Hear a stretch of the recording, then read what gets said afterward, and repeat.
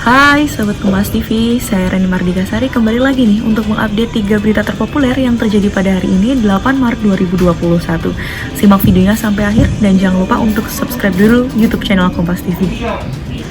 Kita mulai berita pertama hari ini dari Ketua Umum Partai Demokrat Agus Harimurti Yudhoyono yang menyambangi kantor Kementerian Hukum dan HAM untuk melaporkan perbuatan hukum yang dilakukan peserta KLB Deli Serdang. AHY tiba di Gedung Dirjen Administrasi Hukum Umum Kementerian Hukum dan HAM didampingi Sekjen Demokrat Tuku Rifki Harsya.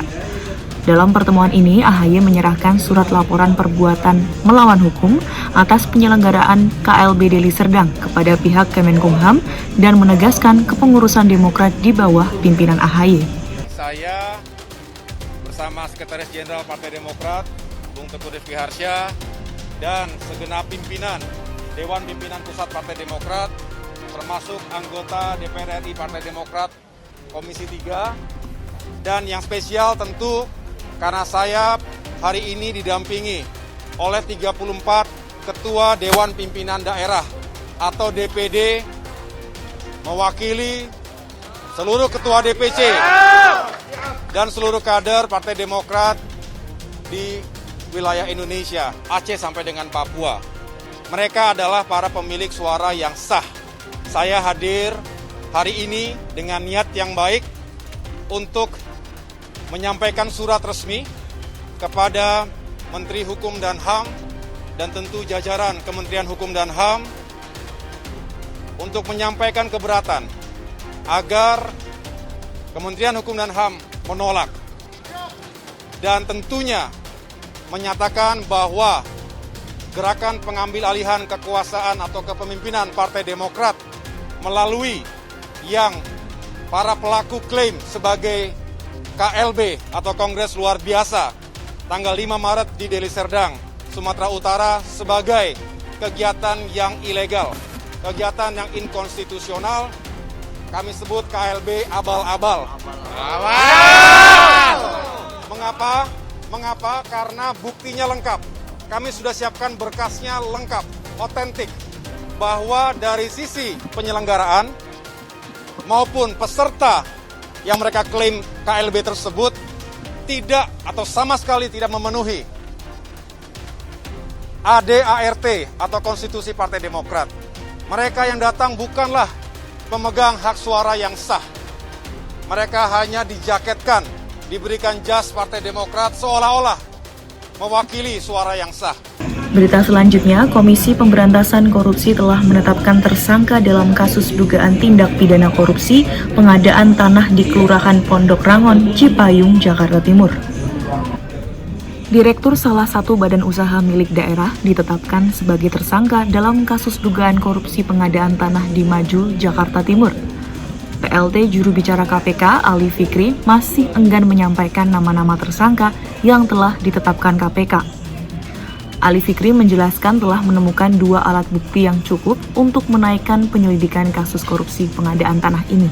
Setelah dilakukan serangkaian kegiatan penyelidikan, maka kemudian ditemukan adanya 2 bukti permulaan yang cukup. Oleh karena itu, KPK saat ini sedang melakukan kegiatan penyidikan dugaan tindak pidana korupsi terkait dengan pengadaan tanah di Munjul, Kelurahan Pondok Rangon, Kecamatan Cipayung, Kota Jakarta Timur, Provinsi DKI Jakarta tahun anggaran 2019.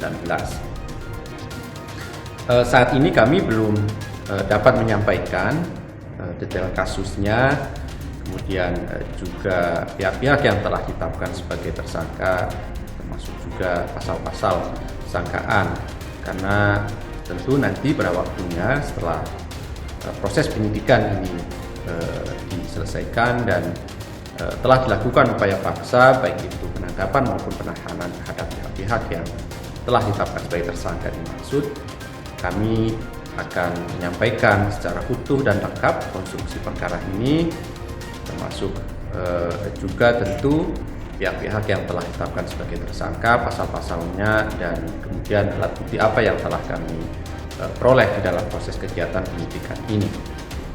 Namun demikian, perlu juga kami tegaskan bahwa setiap perkembangan dari Kegiatan penyidikan yang sedang kami lakukan ini sebagai bentuk keterbukaan informasi kepada masyarakat, tentu akan kami informasikan perkembangannya.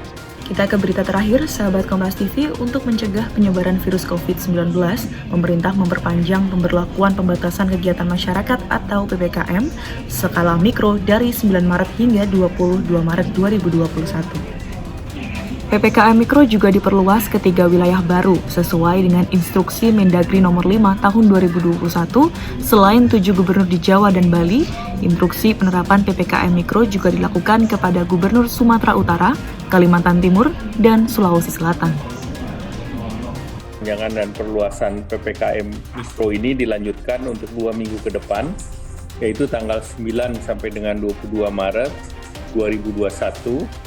Dilakukan perluasan di 3 provinsi, yaitu Kalimantan Timur, Sulawesi Selatan, dan Sumatera Utara. Kemudian dasar hukumnya sudah diterbitkan melalui instruksi Mendagri nomor 5 tahun 2021.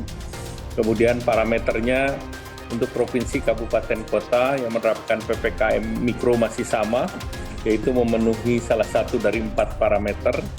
1, tingkat kasus aktif di atas rata-rata nasional. Yang kedua, tingkat kesembuhan di bawah rata-rata nasional. Yang ketiga, tingkat kematian di atas rata-rata nasional. Dan yang keempat, tingkat keterisian rumah sakit atau bed occupancy rate untuk ICU dan isolasi di atas 70%.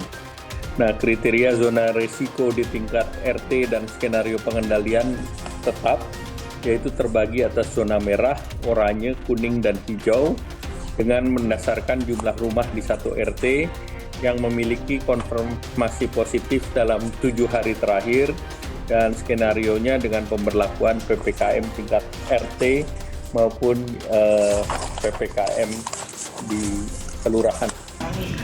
Sahabat Kompas TV, itu tadi 3 berita terpopuler yang terjadi pada hari ini. Jangan lupa untuk like, komen, dan share. Dan saya ingatkan lagi untuk subscribe YouTube channel Kompas TV. Dan kalau sudah, jangan lupa klik tombol lonceng agar tidak ketinggalan update terkini dari YouTube channel Kompas TV. Saya Rani Martika Sari pamit, tetap jaga kesehatan dan sampai jumpa.